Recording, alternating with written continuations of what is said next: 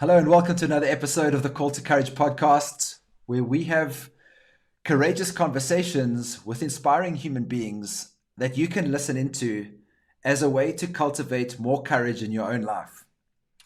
I'm stoked to be sharing a really inspiring conversation that I had today with South African rock music legend Ard Matthews. Art has been following his passion and his drive to be a musician from the moment he left school.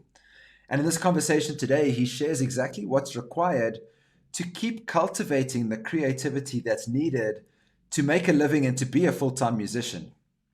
He shares some of the challenges as well as his role as being a leader of South African music band Just Jinjer that has been together for more than 25 years. Art also recently undertook an amazing adventure where he purchased a 65-foot wooden boat, he restored it, and then participated in the Cape2Rio Yacht Race. It was an adventure filled with challenges and tribulations, and he shares his journey as well as exactly what was some of the heartache that was a function of going on this adventure with 7 people as part of his crew. He also shared the challenge of the boat almost breaking and exactly what's required to be a leader and a captain in a boat crossing the ocean where you are the final point of call.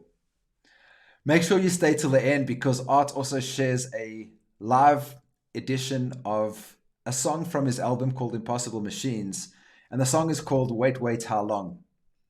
It was a really inspiring conversation, and I really enjoyed spending time with Art and just filled with gratitude for this being who is so committed to his path. He's such a laid-back, amazing human being. He's been through his stuff. He grew up without a father, and in spite of all of that, he's just really committed to his work as an artist, and it's an inspiration to be sharing this time with him, and I know you're going to love this conversation. So without further ado, this is Ard Matthews. Welcome to the Call to Courage podcast. I'm here today with Ard Matthews, who has just checked his hair, and everything's great. There's a few gray hairs there on your chin, bud. Yeah, I know, bro. You're getting some salt and pepper going on here, boys. Welcome to the show. Good to have you here. How are things in Cape Town? What are you currently working on? What's keeping you busy? Thank you, man. Good to be here. I just checked now that I think our last one was 2019. Do you remember that? We did it before 2019. I actually checked on the emails because I was looking for a link to join, and you used to use Zoom then. So I clicked on it, and it said this link is expired. I'm like, okay, I'm on the wrong email thread. So in beautiful South African fashion, I don't know if you noticed, but those lights just went off in the background. But we've got load shedding. I did notice. Yeah. Okay. Are you still able to stay? Yeah, no. I'm good, but I have to use studio lights, so we're gonna have to keep it moody and dark like this, unfortunately. But this will be good. I've got plenty power, other than for my lights. But yeah, man, Cape Town's been cold. It's cold, dude. It's having spent the first half of the year in the Caribbean, it's been a very hard adjustment to come back to and be okay with all of this. But yeah, other than that, bro, can't complain. Work is good. Got lots of music coming out and flowing. It's cool. What are you creating at the moment? You said you're spending time in your studio right now. Are you doing some solo stuff or as Just Jinjer? So currently today, I'm just working on a bit of a corporate project, which I'm hoping. I can't really tell anything about it, unfortunately, but you will know all about it should it happen and work. So hold thumbs. But yeah, so that's quite a big one. And then some solo stuff, just carrying on with some music that I wrote on the boat, just to get that out. So I'm very excited. I just got a mix back from Berlin, my guy who mixes for me. He's just amazing, Chris Vernickak, same guy who mixed Impossible Machines. So doing that, no new Jinjer stuff on the horizon, only because of just really location. They're Joburg based and everyone has such big lives now, and it's just hard to go, hey man, let's go away for a weekend and record. But I'll try and get the boys to do that soon. What did you write on the boat? I want to hear more about the boat story. But what came through there? Some solo stuff. It was basically just help me. That's the first chorus. It was hard. I had such intention. I wanted to write a full album in the process, and it's just the only way I can kind of compare it. It's when last did you try and read a book while you were going over Chapman's Peak, or any mountainous pass? It's Uh-huh. the boat is listening the whole time. It's just rocking like this, 24 hours a day for as long as your passengers. So I was recording like this with a laptop, like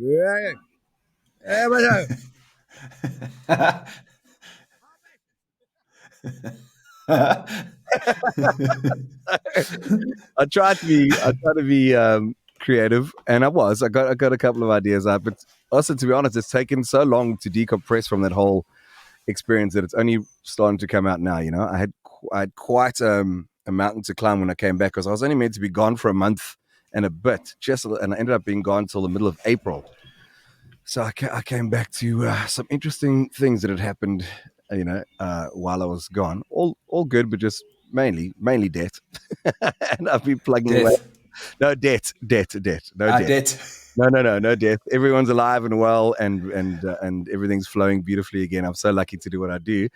But I'd been gone for a long time, couldn't pay bills it's very hard to do an EFT when you in the middle of the ocean. Uh-huh. Yeah, so took a minute. That crossing looked epic. Share that journey. What made you? For those who don't know what it is, just share what the whole story was around it, and what your intention was, and where you started, and some of the adventures you had on your journey. Bro, how long is this podcast exactly? But, so it started with an idea. I mean, I've had a coastal skipper yacht master for quite some time, and Uh-huh. I made the mistake that I can tell all your viewers and listeners to never make the same. Just don't buy a boat, and certainly don't buy a big boat. In general, the best Yeah. boat in the world is your friend's boat. So I'm now everyone's friend because I have a boat in the Caribbean. I bought this old wooden boat, and also don't ever buy an old wood boat, and don't buy a wooden boat. And anyway, I've done all the hard yards Lessons. so that you guys can have an easier life. And my partner and myself got into this, and I spent 3 years restoring her. She's an old classic sailing vessel. If you go on Instagram and you type the word "follow Tim," it'll come up. It's Follow Tim SV, and it's the old Howard Davis, which was basically a South African training vessel built by the SA Navy. And I spent 3 years and every last penny on this earth that I had, and then some, to restore her. And then this idea came up that the Cape2Rio was running this year. And the history about this boat was that she was actually the first. She was in the first ever Cape2Rio in 1971. She was the guard ship, in fact. And I was like, how cool would it be if this silly rock star actually managed to get across the ocean 50 years later, because it was also the 50th running of the Cape2Rio. And I was like, come on, if you say the theme of the show is courage, then then that was kind of my moment of courage, going, well, I can do it. I know she's good. She's seaworthy. I know because I've spent all the money making sure that she is.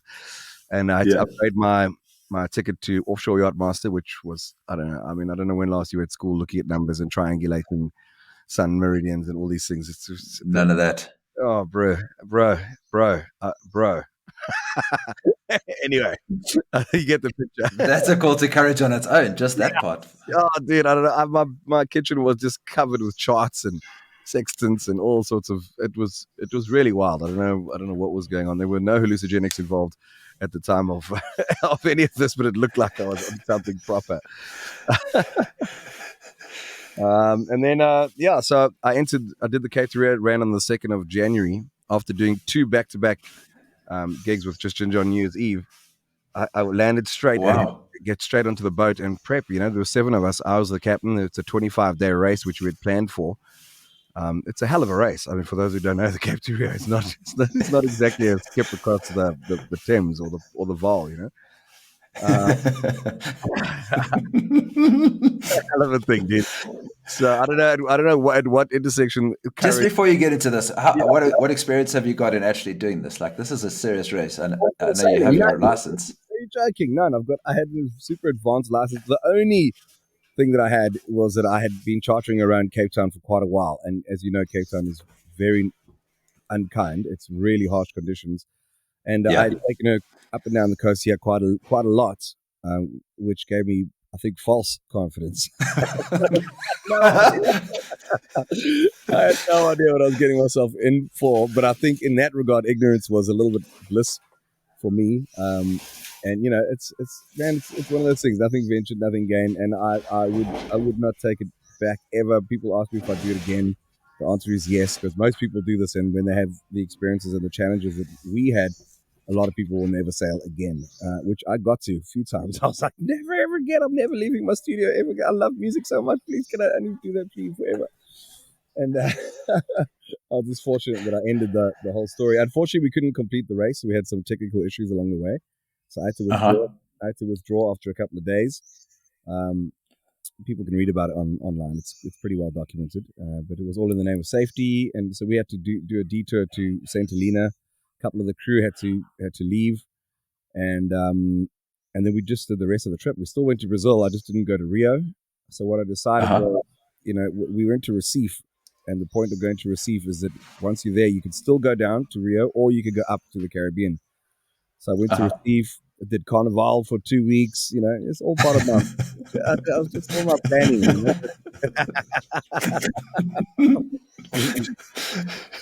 All research. I was just basically making the right decisions all the time. Carefully thinking where to go to next, while being nowhere near the boat for 2 weeks and just lost in the streets. It was beautiful. It was amazing. And then, so long story short, I ended up taking her to Tobago from there, which was a hell of a thing. From Recife to Tobago is another crossing. It's 2,200 miles, another 12 days. And we were only 3 crew at that stage on this massive 66-foot yacht. So we had 3 hours on, 6 hours off, 24 hours a day for 12 hours straight to get to Tobago. So needless to say, by the time I got there, I really looked like Tom Hanks. And I had a volleyball and I'd made all sorts of things. I was going completely cuckoo. It was lekker. Wow, man. So where's the boat now? Where is she? The last stop from Tobago is it's just a quick hop. It's not a quick hop. It's quite a treacherous one. And from there to Grenada is quite an easy hop, but it's an overnighter, and it's that last. It was only an overnighter, and I was like, "Come on, are you kidding me?" We've just been, it was wild. It was such a test. So she's actually still in Grenada. It turns out a friend of mine owns the marina called Prickly Bay in Grenada, and he's been kind enough to just have her there for a little while and chill and decide what to do next. And I've got some cool options. I've got a sailing school interested in doing some teaching on her over there, some super yacht training. So obviously I'm working now. Fortunately, I'm so booked up. I'm just, as I say, so blessed to do what I do, and hopefully I can get back there next year. And now I've done the hard yards. I've done the very hard yards. I did 3 crossings for my first time ever doing a crossing. I did 3, and wow. So now when I do get a few months off, I'm going to go and explore the Caribbean in my pirate boat. Why not? What a blessing, bro. What an absolute adventure. And what do you take from this? Like, what did you learn from this besides don't make decisions like this when you're drunk? Exactly. Never buy an old boat at night when you're off the door. So that's lesson A. No, I promise you, as I say, it's taken a while to unpack. It was very intense. It really was. I don't want to over or undersell it, but it was a hell of an experience. And an accomplishment that I will never be able to. No one can take from me, and very super happy that I've done it. I haven't lost everything. Money is something I can always make. She's still a floating asset. She's out there. She's in beautiful nick. I haven't lost anything. Everything's good. But what I have gained is something that most people never get to do. Never mind musicians who decide to branch out into being captains on quite a big boat. And so, bro, what an experience! I learned, bro. I literally kind of equate this to a DMT trip. It's like I lived 3 lifetimes this year. It was multiple lifetimes that I lived, and then I had to come back to like, oh wow, the guitar thingy with the strings, and then you go like la la la with your mouth, and then people clap afterwards. Okay, I went straight from Pirates of the Caribbean, come back and and making music again. So what an experience! Something I won't be. I always said I can't afford to because I couldn't. I mean, I shouldn't have. I can't actually afford to. We're still as much as we do well in South Africa, we're not in yacht buying status yet. Uh, Uh-huh. I can't afford to, but my mantra was I can't afford to, but I can't afford not to. And if anything, this points to your courage thing. Whatever you guys are thinking, don't forget we have one life. People are dropping around us like flies. Don't hold out on things that you've been wanting to do. A bucket list, I think, should be. I don't even like the term bucket list. You must do whatever you want as soon as you can. Obviously, within reason. Plan it a bit, but I would be just encourage people to be fearless because if this if this bluff muso can take a boat to the Caribbean from Cape Town, then anyone could do just about anything. I can tell you that much. Such good advice, bro. How do you know, how well do you know these seven beings that you choose to go on this wild adventure with? Like your crew, I know you've done a bit of sailing, but what does that look like? Yeah, so that ended up being actually the issue at the end of the day. So I had some of them were really dear friends of mine, but like wild characters, but very inexperienced with sailing. And then I had my cousin who's incredible. He's a yacht master. He's a welder, and he was just the reason that I got there. To be honest, and I've told him this. Uh-huh. Um, he flew out from Grenada. Funny enough, so I actually went back. I even joked. I said, "I'm dropping you off door-to-door service back to your boat." I parked next to his boat in Prickly Bay, and I said, "Here we go, Mikey. Door-to-door service. Your limo has arrived." And then I had a really experienced instructor with me as well, who ended up being my navigator, and then literally just one other kid who's like a kind of bosun who doesn't have any qualification, but he's done some gnarly sailing, and the rest were guests and friends. And Okay. in retrospect, there was a mistake because God bless each and every one of them. But I needed, you do need crew. You need proper crew because it's not an easy race, and you need people who are in it to win it right to the end. And Yeah. unfortunately, with the incidents that we had, people got spooked. I got spooked. There was a chance that we were going to lose our mast at one stage. But so that the crew selection is super important. It's something that I would have definitely done differently. Wow, bro. Kudos for going on that adventure. It's such an amazing, amazing feat. I mean, I did 10 weeks and we rode bikes across Africa, also like, with a crew of people that we didn't know. Yeah, But I think there's a very different thing to being stuck in 60 feet and not being able to move and get away from one another. I mean, we at least had good night's rest and yeah. yeah, we had an adventure, but yeah, I could only imagine what a crossing like that would be.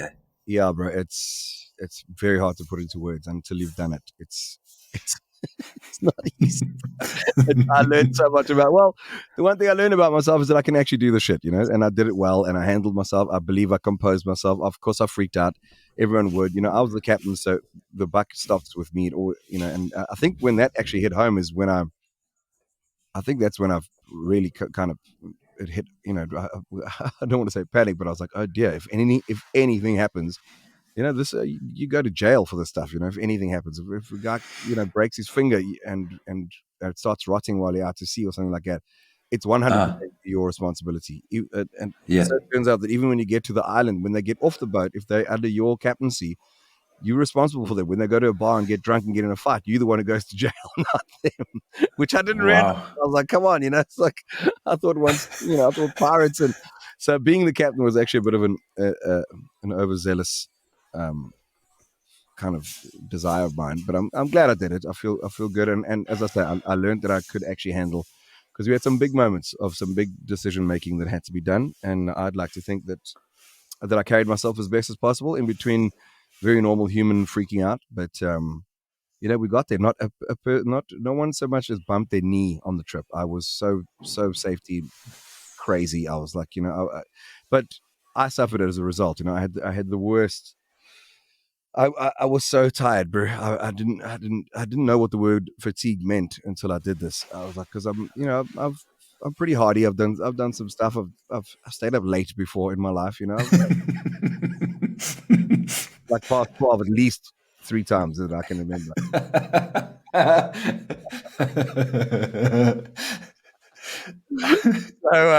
But by the So fifth, you thought you were prepared? I thought I was prepared, but unfortunately, as the captain, you don't sleep. You just don't sleep. And I didn't. I did not sleep. And it was, you also only realize the importance of good rest and good, good routines and a really good team that you can trust. But not that I could trust them as people, it's just with the boat, it was tough for me. Where do you learn that leadership? Have you got a role model in your life that teaches you that, or you just flow and go?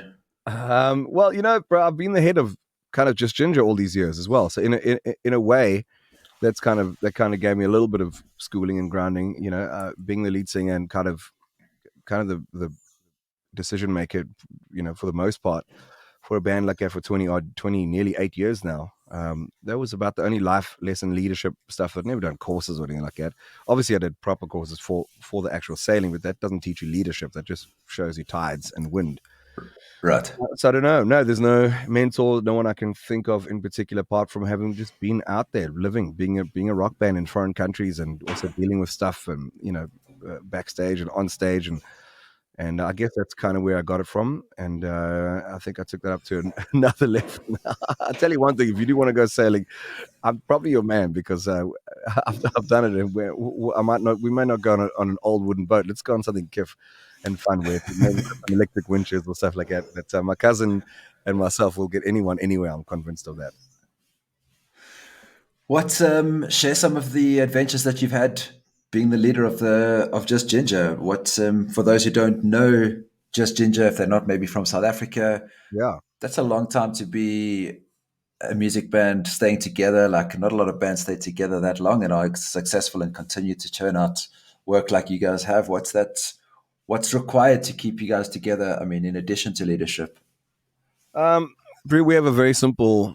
We've always had a very simple rule between all of us. We're the same members for the last 20, as I say, 7 or 8 years now, and we had one rule. We're just like, are we having fun? And as long as we're having fun, we're good. There. I guess it kind of helped us just get through a lot of things. But we played again yesterday to quite a nice sized crowd, and we're just having such a ball. And every time we draw nice, also especially in the face of what we've all gone through as a humanity, from COVID to all the weird stuff that's going on now. Now we're just like, man, this is fun. How lucky are we to do this? We've got our health for the most part, and let's get up and do it. So, geez, the adventures are so far, and so many to mention. But one story I will tell you is that after our kind of second record in South Africa that did well, went platinum over here, which is not a lot of records, but it was still quite a big deal for the country. I decided to go on a holiday to Los Angeles and go and visit my friend Bruce Fulford, who was my drummer in a band before. And when you in those days you'd go and they'd say, okay, you could stay for like a week or 2 weeks, and I went there and they stamped me for 6 months. I was like, whoa, hang on, opportunity. Coincidence? I think not. So I extended my holiday, and I was like, I'm gonna. And the MacBooks that come out were the first ones that could ever burn CDs. The first Yeah. with a CD burner. I went straight to the nearest store in America and bought the laptop and started burning CDs of the songs that we had. And I was like, well, I'm here now. What? Let's go, let's see what can become of it. And I was just hanging out. And I used to take CDs every time I went out. And my philosophy was like, I'm going to get drunk with as many people as possible and give them the CD. And my thing was, I'm just writing my number on here, and I'm not taking any cards. It's a little bit silly, but I didn't, because LA, they're all hustlers, and it's the LA thing. God bless them. Mm-hmm.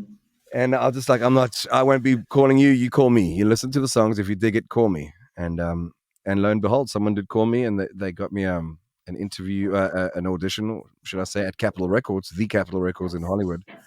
And I did an audition there, and I got to the next A&R, and then finally to play for the president. And I played the first part of one song, and he stopped me. I was like, "Oh, damn it, you've buggered this up." He said, "Okay, cool." He said, "Where's your band? Let's get you guys signed up."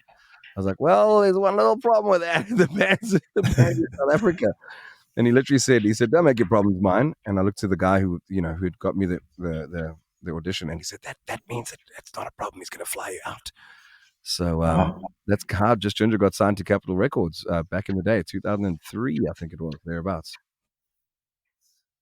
Amazing. And are they still your record label now? No. Jeez, we got let go from them like about 4 years after that. But by then we were kind of in. Who's sweeping in the background there? Someone's having a jaw there. Yeah. It is someone sweeping upstairs.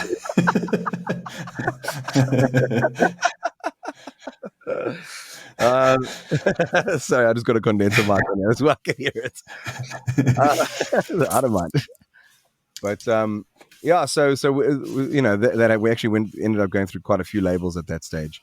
We got dropped by Capitol for whatever reason, who knows why, and then ended up signing with Curb Records in Nashville, and that's who we did that last big Jinjer album through.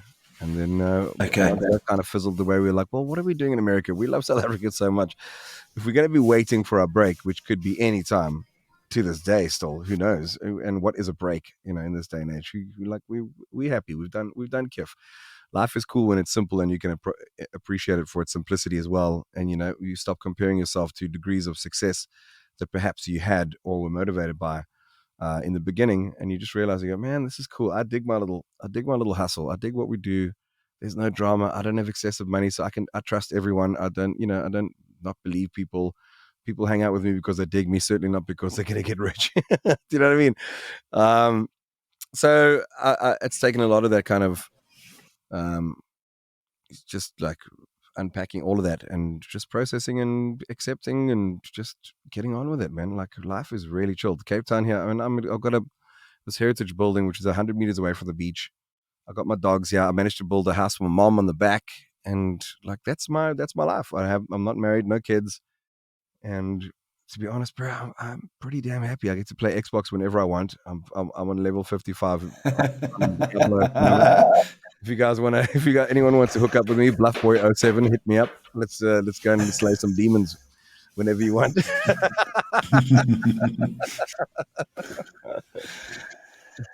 And bro, have you got any desire for partnership to do this, share this life with a partner, or to be a parent? I know you don't have that in your world at the moment. Is that a desire in your world? No, it's an interesting question. It's not a desire as such, but it's also, I'm not closed off to it. I'm not like, I'm not like vehemently opposed to it. So I'm open to the universe providing me the right thing in the right time, in whatever way that is. And until such time, I'm just happy with the company that I keep. And to be honest, the biggest lesson is I'm actually happy with my own company. I've done a lot of dealing with myself, my self confidence, forgiving myself, being comfortable with myself, and to be honest, it's like I really enjoy it. Like, I'm chilled, but yeah. So as I say, I'm open to whatever the universe provides. But at the moment, it's certainly not a desire. It's never been in my DNA to want to go and expand my DNA into the world. It's not been a drive, and for whatever reason, it hasn't happened yet. And either way, whatever happens, happens. But I'm chilled. So good, man. It's so good to feel you in that space. And yeah, I love hearing people that are comfortable with being with themselves. Eh? Yeah. What, how do you get to the maturity of recognizing that you need to love and accept yourself for everything? Like, is that something you go on a journey for, plant medicine? Like, what's the thing that gets you there? That's interesting. So we actually wrote a song on the last Jinjer record called Everything Since Then. It's called Love Anyone. It's one of the first collabs we've done in a very long time. So if people do want to check it out, the song is called Love Anyone. The album is called Everything Since Then. And the song basically talks about, if you love anyone, you may as well love yourself. And the whole concept is that you really can't find a partner, or you really can't love somebody else if you're looking for them to fulfill you. So as soon as you love yourself and you're comfortable, then everyone else is just going to be a beautiful blessing and a butterfly in your life. And then you can be in power. But I mean, how often do you see people that just cannot be alone? They're serial marriers, they're serial daters. They can't spend a night alone.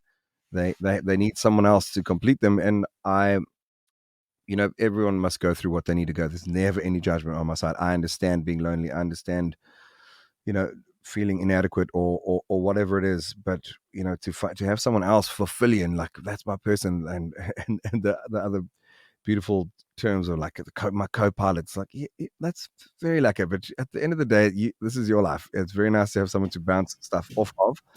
But always I get careful of codependency too much.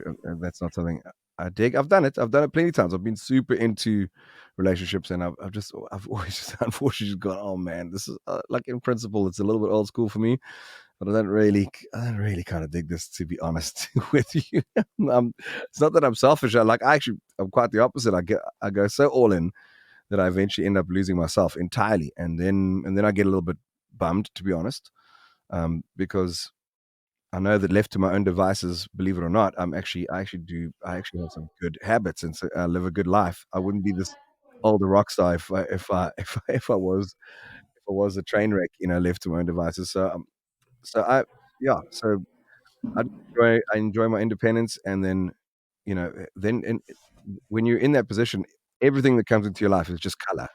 It's just a blessing, and it's just light, and it's flow. And I just see people, oh man, I see see people trying and fighting, working on the relationship. I'm like, oh dude, come on. It's like that be wussy. Definitely, if you care for something enough, definitely give it a go. But laboring over it, and kids suffering as a result, and just living a life of 1,000 deaths. It's like, why? Just if someone's not gelling with you, just go, I love you. What's an amazing experience. Thank you so much. But can I call you tomorrow? What or next week? Yeah.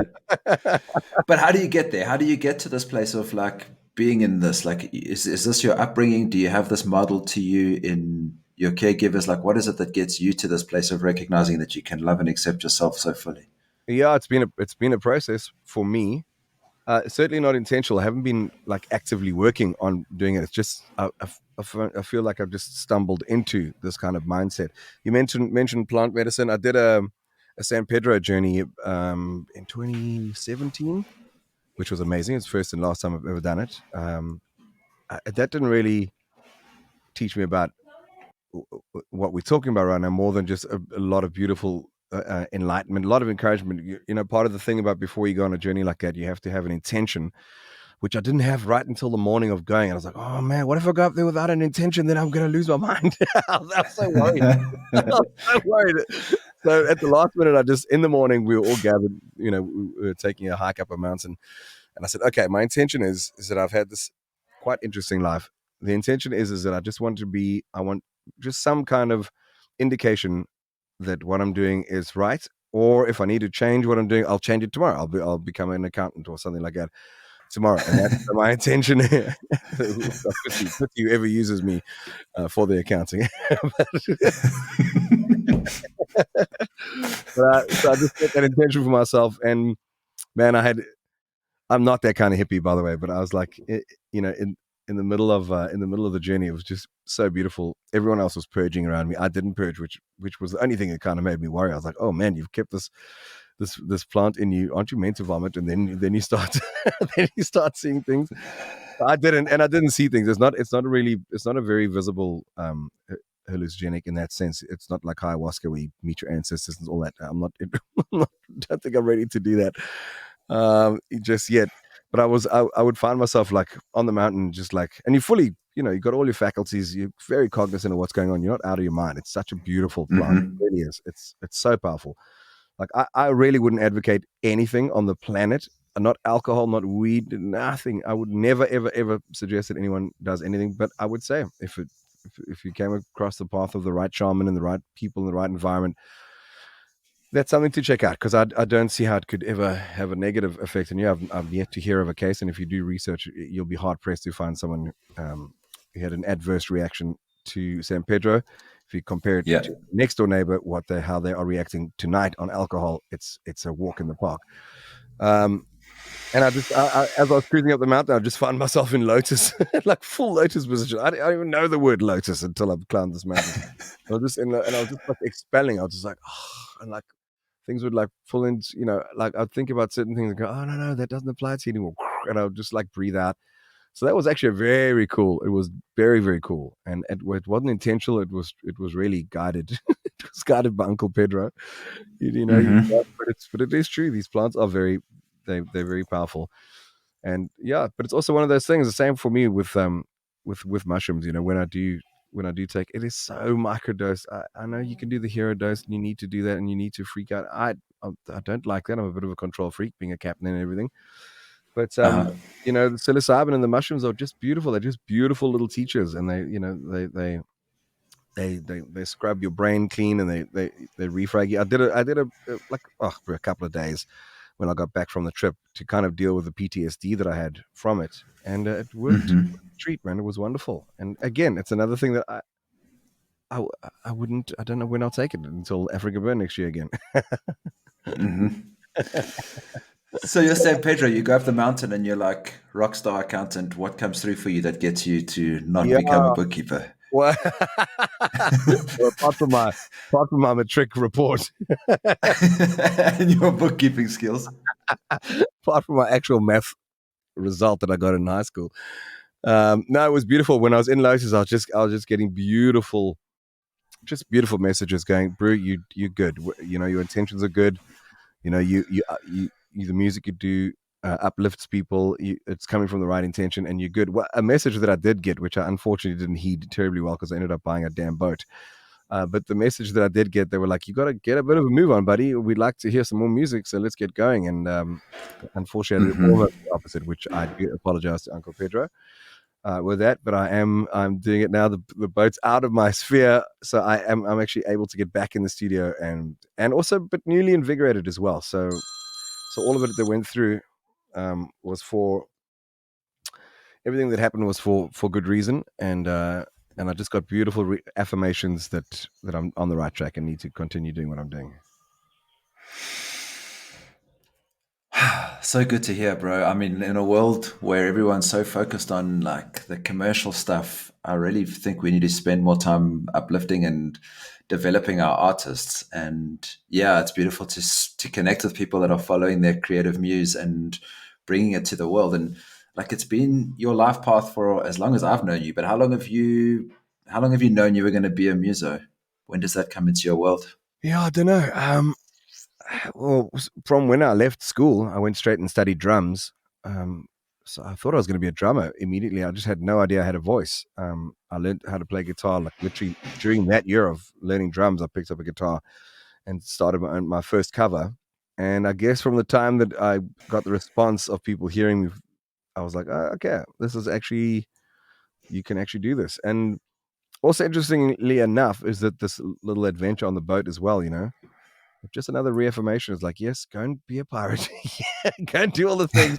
But at the end of the day, music is what you do, And, as you get older, like I'm 48 now, and you always, especially, being so financially dependent, it is such a commitment. Being a full-time artist, which is what I've been my whole life, it's a lifestyle, bro. It's a commitment. You don't.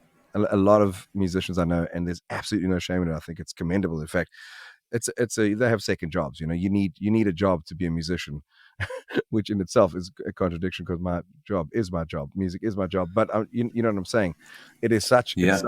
such a commitment, which I'm proud of. I also look back at it and I go, damn, you are one of the survivors. You've done it. I think this is all you're going to do.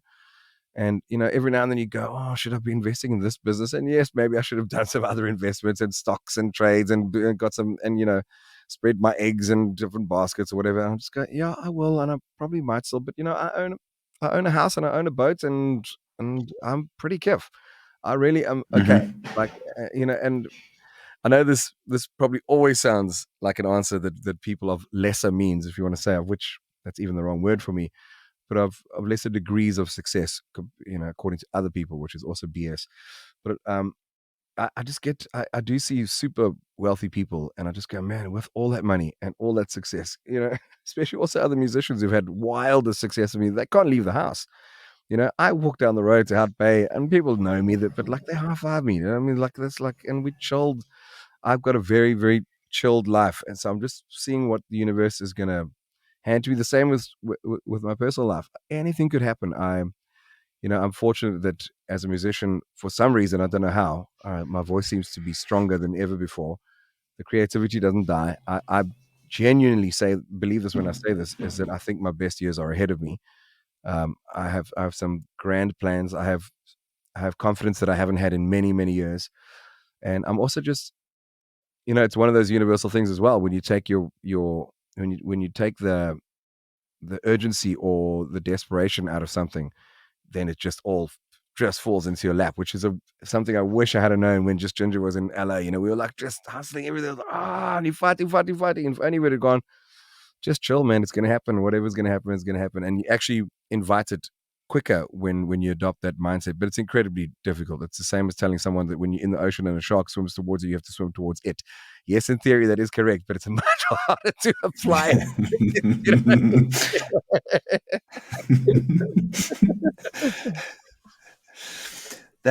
That creativity that you're feeling now, is that something that you can cultivate, or does that only come as a function of putting in the creative reps, or is it a function of experience and having to go through this natural process? Like, what do you put that down to? So my biggest kind of, I wouldn't call it regret. Yeah, I can call it regret. I can also place it correctly and set it, because it's not a all-consuming regret. But I would say my biggest weakness, my Achilles heel, so to say, is distraction. With this boat distracted me, life distracts me. I've far too often, if a guy just suggests that he wants to go for a beer on a Tuesday, I'll be there. You know what I mean? But also, I'm human. I'm also blessed enough to be able to do so without it affecting my way of life. But as I say, the one thing I do want to do more is you just apply yourself to just get in the freaking. I've got the most beautiful studio, which people can't see now because of load shedding. It is beautiful. I can do anything I want here, and it's literally the sky's the limit, and it's only up to my imagination. I can do whatever I want to do, but in order to do it, I need to do it, if that makes sense. I do need to sit here, and I need to sit in this beautiful gift of a studio where some people are like, oh, I'm trying to save money to spend 2 days in a studio. I can come down whenever I want. I cleared this dungeon out and created the studio here, and it's heaven, bro. Like I live in paradise. I am in paradise, and I just need to apply myself a lot more, which I will. So that's my promise to anyone who knows my music and cares. And for those who don't, you will soon, because I'm going to wait for it. I'm going to apply myself.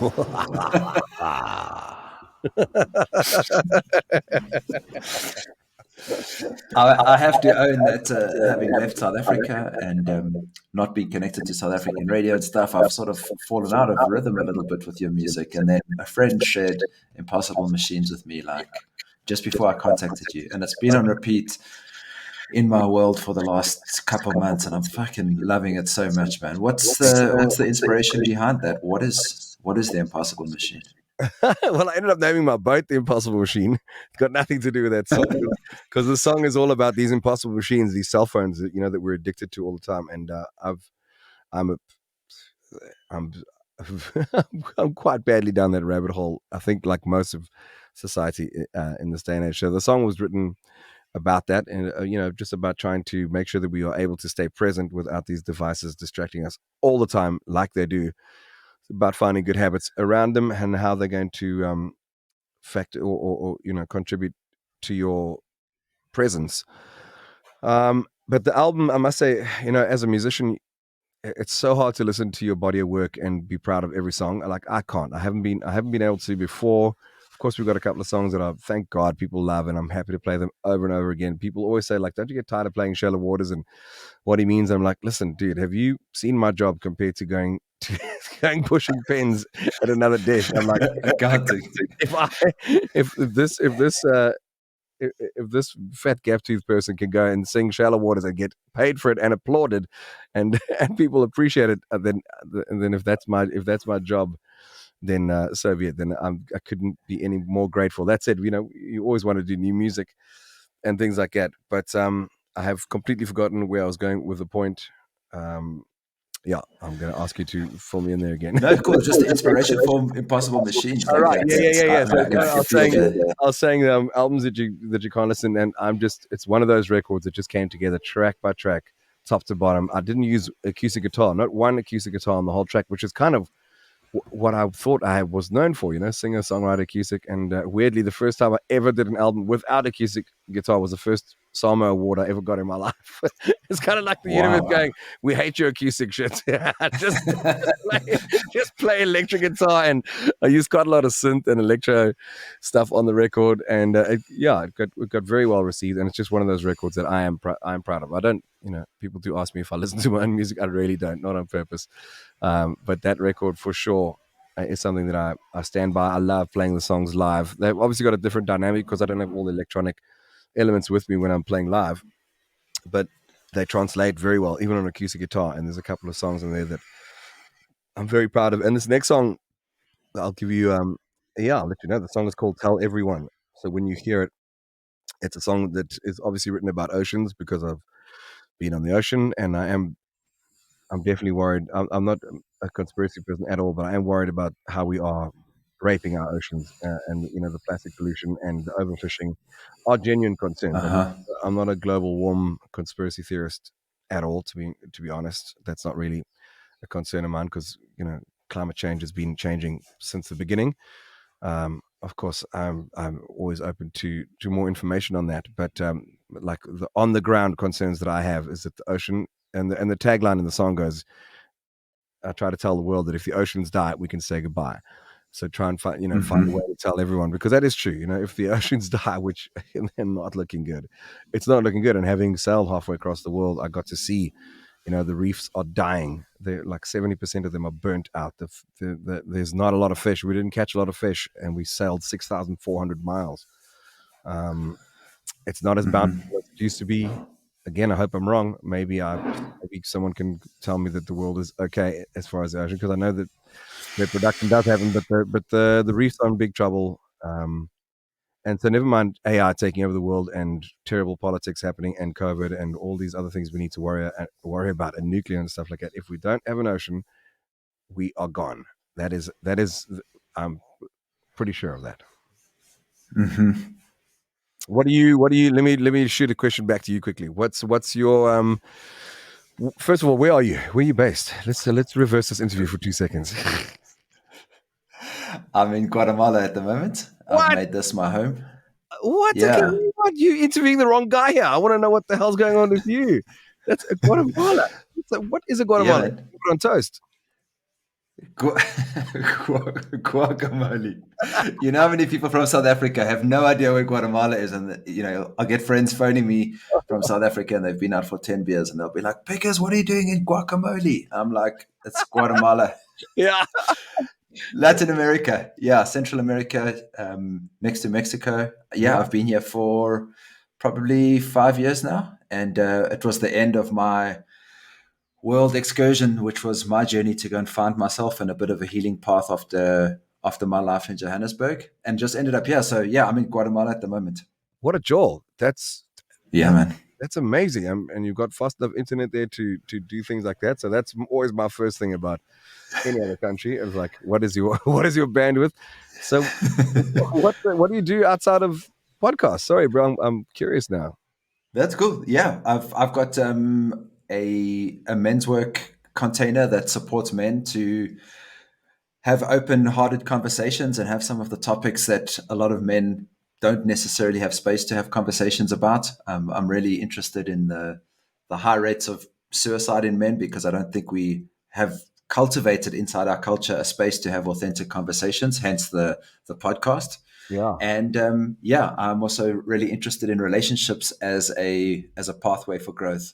And everything that you've said earlier around relationship is at the basis of my teaching. That it all starts with the relationship with self. And so when you're comfortable with yourself, love and have accepted all parts of yourself, whatever you use to get to that place, is what I teach. And yeah, there's many men that are looking for partnership, but potentially going there from a place of like neediness or longingness. And just where you are at the moment, I believe that's the only place to be able to manifest solid partnership, is from a place of being completely cool with me. I completely accept myself. If I live this life completely on my own, amazing. If somebody else comes in, like you said, it's just a splash of color into my life and we co-create together. And if that person was to, like a butterfly, disappear again, you don't try and hold on to it. You accept it for what it is. So yeah, so that's what lights me up at the moment, supporting men. Eh? I think that's very powerful. It's also surprising. to hear. Not surprising that it's something that would be in your realm of thinking and doing and capability, but it's also quite a lesser spoken about and considered thing that is affecting men. Like, you can't believe men have been so demonized lately, which I find sad. Especially the whole hashtag Me Too movement, which was important. I understand all these things, but geez, like we are getting into this woke era where even basic chivalry is being really shunned. So I feel that men don't have a clue of where they stand and belong in society to some degree. Unfortunately, Mm-hmm. there are some monsters among us who have really ruined it for everyone. The same as horrible female species have also really disappointed themselves and everyone else. And the same for men as well. So, but I think especially the mental health situation and the suicide stuff has never been more prevalent. I've never met more friends of mine who are in, or I've never known friends of mine to be more depressed than they are at the moment. Going through a lot of self uh, questioning and doubt Mm-hmm. and it's all related to COVID. And you can tell me if you've seen the correlation, but the COVID thing. Jeez, man, I think I got depressed. I never knew that. I didn't write music. I'm the most happy-go-lucky oak you've ever met before that. And while I did kind of okay in COVID, I did those rooftop shows, and I've kind of held my composure Yeah. as best as possible. It's always different on social media, as you know. But I mean, Yeah. oh shit, if I am actually feeling the pinch psychologically, then I can only imagine what people are going. And then again, this brings me back. What about men? And these are true men. So this is such a compliment to people who have chosen this path, which is the selfless path. That's so hard to say with a lisp. Um, of having wives and having families and kids, and now you stuck in COVID, and your job's been ripped away from you, or your income has been done, and you're feeling inadequate. I mean, suicide rates went through the roof, and Mm-hmm. it just takes such courage. You can just understand how men and females, of course, the single mothers, the plight of the feminine, everyone, of course, the whole society. But she's like, yeah. So I think it's very cool that there's an outlet for men. And, sorry to be going on, because I want to hear more about what you're doing.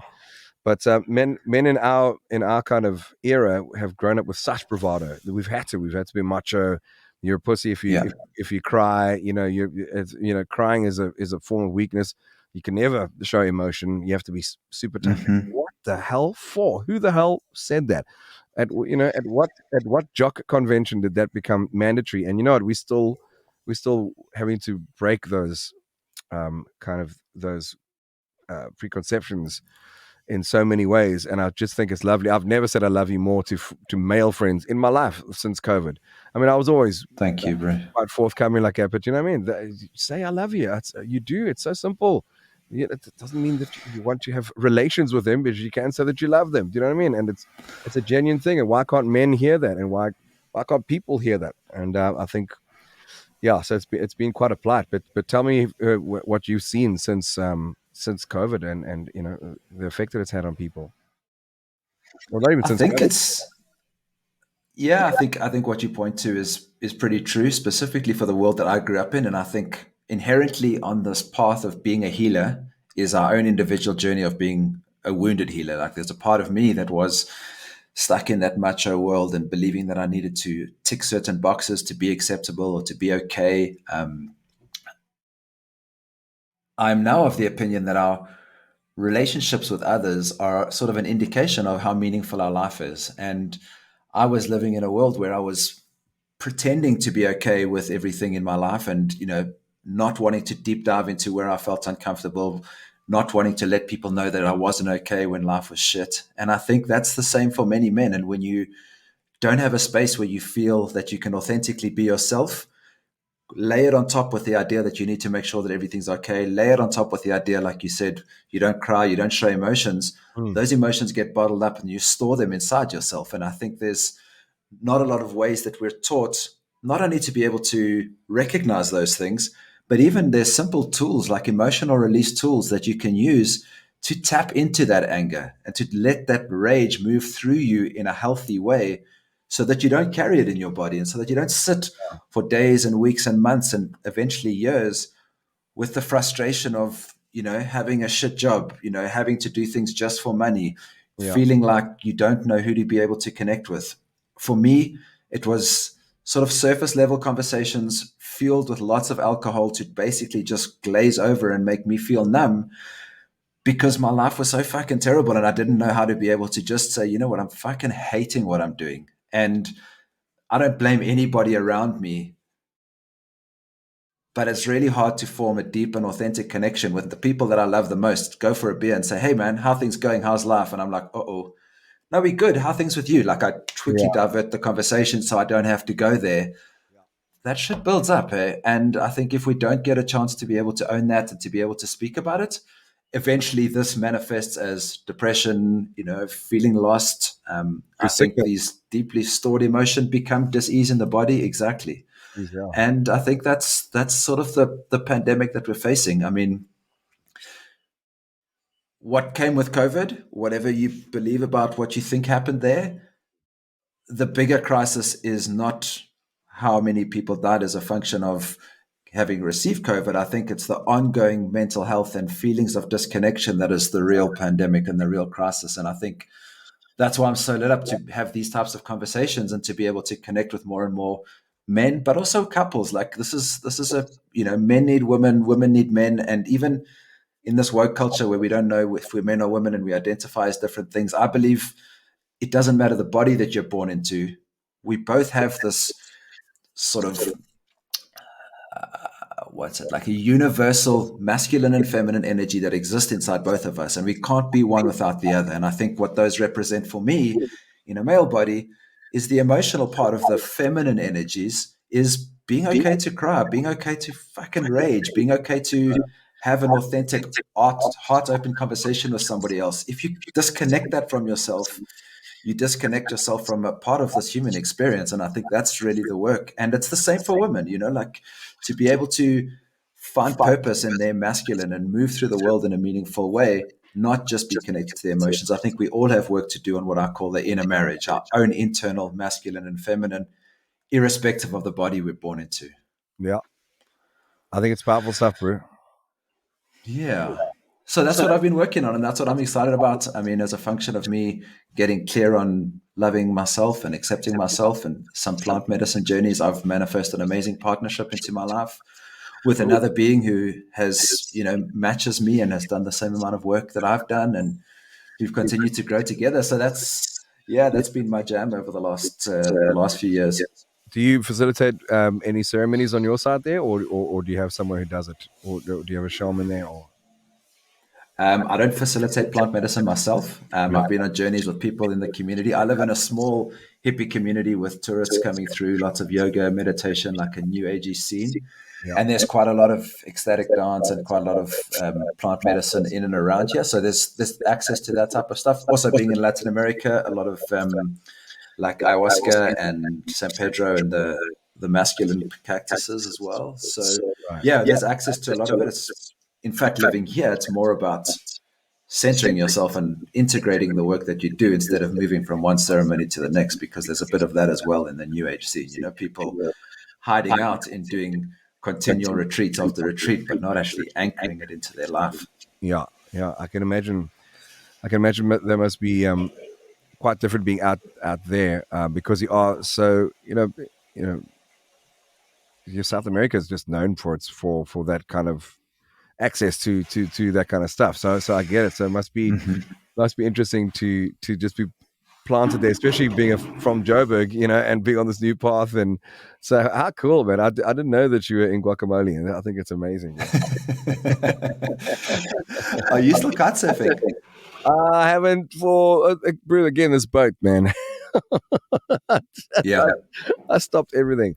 Sadly, I've still got my Mm-hmm. kite in my garage right next door here, and I want to get out again for sure, and now I can.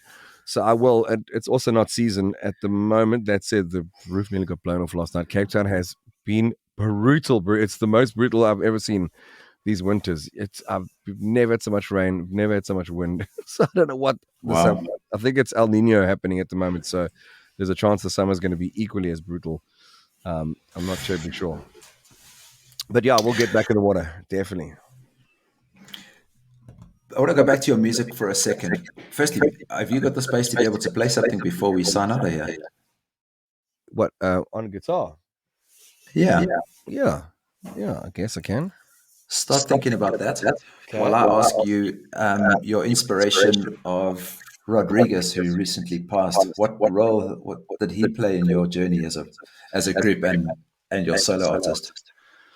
Obviously massive. We sang Sugar Man yesterday for the first time since his passing, and it'll always be a tribute. It was, it was written as a tribute to him because when I grew up on the Bluff, we didn't have information enough to tell us that the story of his passing wasn't true, because the story was that he had actually killed himself on stage when I grew up.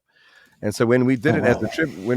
a tribute, I swear before every plant medicine and everything anything that's holy, that I did it. We did it as a tribute to our fallen hero in 1996, 97. I was like, Wow! man, this guy needs to be known and remembered for these beautiful songs. And lo and behold, he taps me on my shoulder and walks on stage with me at Stand Up Bank Arena. I was like, oh man, you are very much alive, of which I'm of course very grateful for. But it feels like a weird, like double tribute, because I actually wrote the song as a tribute. Well, wrote it, sang it, covered it as a tribute to him. And now, obviously, it's such an impact. It was a bit, it was a bit odd because that movie was very successful for him, and everyone else claimed to have found Sugar Man, when in fact it was exactly a few months after the song was the biggest. It was a big song. I don't know if you remember how big our version was in South Africa. That he embarked on a big I tour. do. Yeah, yeah, So yeah. I mean, I'm so happy that if I had any part, or if we had any part with that, even if we had no part, just to even think that we kind of just bolstered the obvious in some way as well. So yeah, it's a tough one. Obviously, I didn't. I also didn't want to jump onto anything. There's no bandwagon. It's just a heartfelt little ode that I gave to him. He'll always be loved, always respected. Gratitude will be forever for the influence he had on me as a songwriter, because I heard this, I was like, man, that's the kind of music I want to do. And obviously, music has to evolve at some stage, but yeah, big impact on my life. And what a legend. So good, so good. What do you look back on your life and tell your 19-year-old self with the gift of hindsight? The most common recurring thing in that regard, advice wise, is that I wish I could have just trusted that it's all going to be okay. It's all actually going to be okay. And when you're in mid panic, and when you are believing the lie that anxiety is, when you're caught up in it and everyone is so anxious. I didn't know anxiety until recently. I thought I would be immune to it my whole life, but I got it. But I also realized I'm able to talk myself out of it if you repeat the correct factual mantras and realize that anxiety is a lie. But the advice would be just chill. Yes, it's tough. I'm sorry. Life is not easy, man. It is not easy. But you know what? You've always been fine. You're going to be fine, and Mhm. you'll be fine in the end. And if it's not fine, then it's not the end. I've noticed recently you've got a really solid connection with your mom. Has that always been good? Has that ever been rocky? Have you guys just always had a good flow together? No, it's been interesting. Obviously, the love has been ridiculous both ways, always. But we've had our times. She's quite resolute in her beliefs, which I'm happy for. But I had quite a lot of Christianity forced on me for quite a long time, and I think it caused a little bit of a rift when I started becoming my own person and just going. Everyone's allowed to believe what they want. I just don't feel like having it imposed on me, or no one's belief for that matter. So I think her devotion to her faith, which is commendable and awesome, I think got in the way of some natural growth and fun stuff that we could have, some time that we could have had together. And then I was also away quite a while, so we were quite distant. Always there, I mean, always there.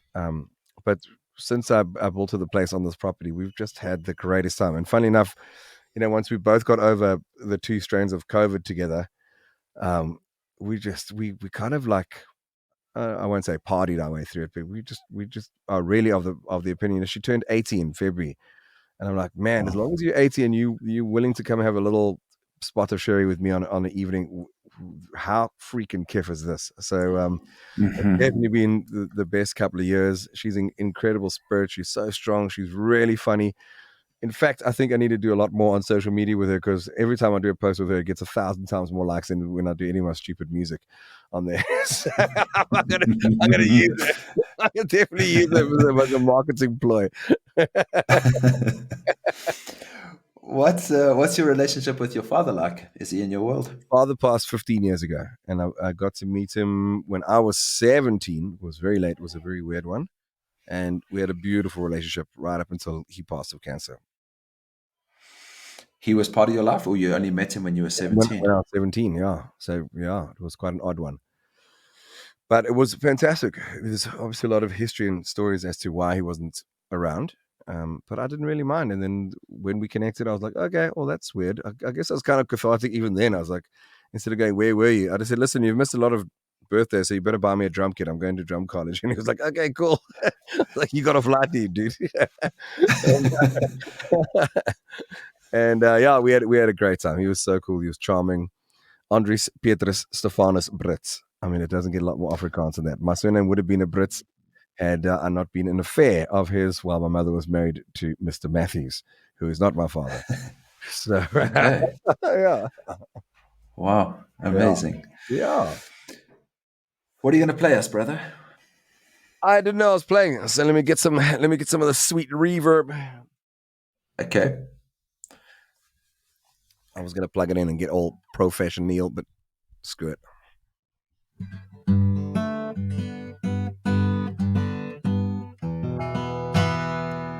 So this guitar is done in Atlantic Crossing, and I changed the strings today for the first time, just as well, because they sounded shite.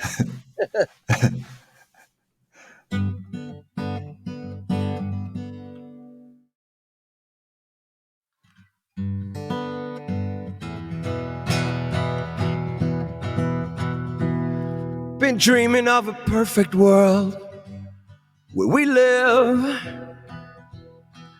considerate of who we are, afraid of what we become. Will we wait until it's too late, or we start a revolution now? We are not alone, but we better get busy or we will soon be. Wait, how long? Wait, how long? Wait, how long? We are not alone. I hope not too long.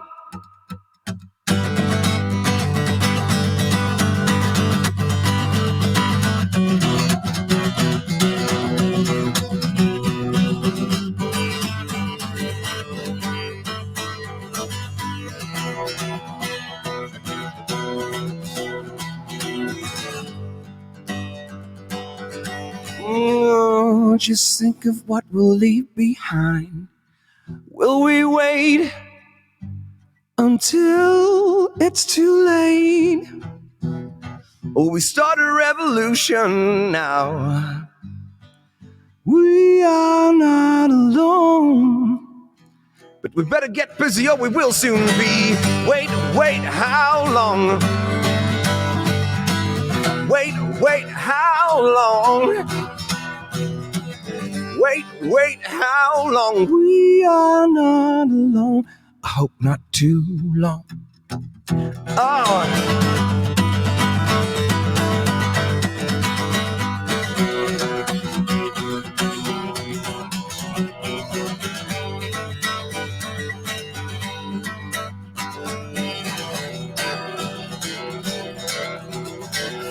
Oh, get up now, say it loud. Your love can change the world. Oh, get up now, say it loud.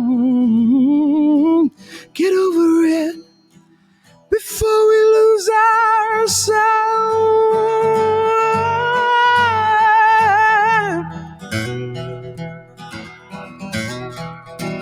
Get up now, don't you wait.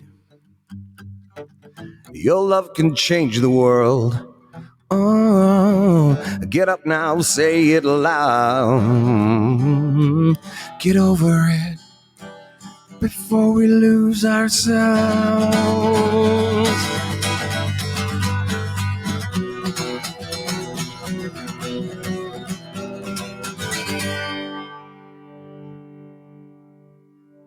Yes.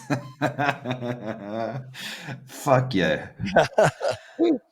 I'm glad you chose that. It's one of my favorite songs on Oh, that sure. album. I Thank you. think Yeah, it's so good, bro.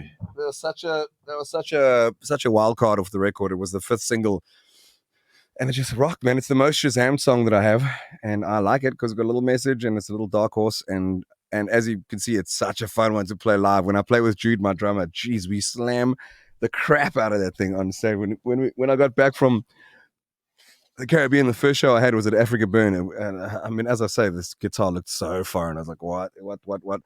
We just got on stage and Mhm. turned it up to 11 and just clapped it. It was so fun. Eh?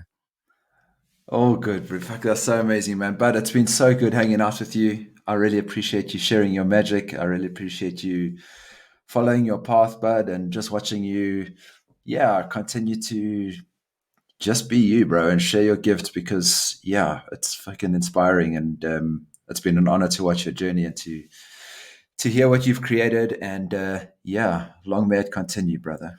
Thank you, my man, and well done with where you're at and what you're doing. I think it's important work. So carry on doing it and carry on spreading the good vibes. And yeah, man, that's very cool. Thanks for having me on your show and the support, bro. Appreciate it, man. Yeah, much love, man. There's a space here for you if you ever come back to visit your boat. It's not far from the Caribbean to Yeah, swing yeah, past yeah. That's Guacamole. me with a good time, bro. You may see me soon, bro. I've got plans to come to South Africa next year, and yeah, bro, we'll have a beer together and catch up in person. But I appreciate you making the time, even in your load shedding, to share your love, brother. Shot, my boy. Take care, bro. Lots of love, man. Much love. Ciao. Bye.